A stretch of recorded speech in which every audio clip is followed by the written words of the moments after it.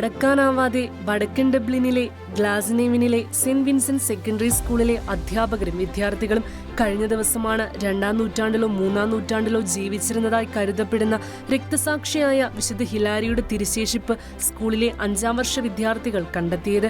സ്കൂളിലെ ബിരുദദാന ചടങ്ങിനുള്ള ഒരുക്കങ്ങൾ നടത്തുന്നതിനിടെ ഹാളിൽ അൾത്താരപീഠവും മറ്റ് അനുബന്ധ സാധനങ്ങളും സജ്ജീകരിക്കാൻ നിയുക്തരായിരുന്ന കോളിൻ ഷെറീഡർ, കോണർ ബ്രോഗൻകാർ, Munasar Omar, Jonathan Tait, Ethan Byrne എന്നിവർ അൾത്താരപീഠം ലക്ഷ്യസ്ഥാനത്തേക്ക് മാറ്റാൻ ഉയർത്തുന്നതിനിടെയാണ് പീഠത്തിന്റെ അടിഭാഗത്ത് എന്തോ ചലിക്കുന്നതായി ഏതൻ ശ്രദ്ധിച്ചത്.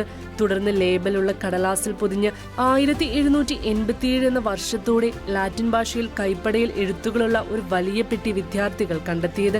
വിസ്മയഭരിതരായ വിദ്യാർത്ഥികൾ പെട്ടി പ്രിൻസിപ്പൽ ഓഫീസിൽ എത്തിക്കുകയും മറ്റു ജീവനക്കാർ ചേർന്ന് ലിഖിതം വിവർത്തനം ചെയ്യുകയും ഒരു വിശുദ്ധന്റെ ഭൗതിക അവശിഷ്ടങ്ങളാണ് പെട്ടിക്കുള്ളിലെന്ന് സൂചന ലഭിക്കുകയും ചെയ്തു. തുടർന്ന് കൂടുതൽ വിദഗ്ധ സംഘത്തെ അധികൃതർ വിവരമറിയിക്കുകയും തിരുശേഷിപ്പ് കൂടുതൽ പഠനങ്ങൾക്ക് വിധേയമാക്കുകയും ചെയ്തു. വിശദമായ പരിശോധനകൾക്ക് ശേഷം തിരുശേഷിപ്പ് വിശുദ്ധ ഹിലാരിയുടേതാണെന്ന് കണ്ടെത്തി. സ്കൂൾ ഈ കണ്ടെത്തലിനെ കുറിച്ച് ഡബ്ലിൻ രൂപതയെ അറിയിക്കുകയും അടുത്ത ഘട്ടമായി വത്തിക്കാനെ അറിയിക്കുന്നതിനുള്ള നടപടികൾ ആരംഭിക്കുകയും ചെയ്തു.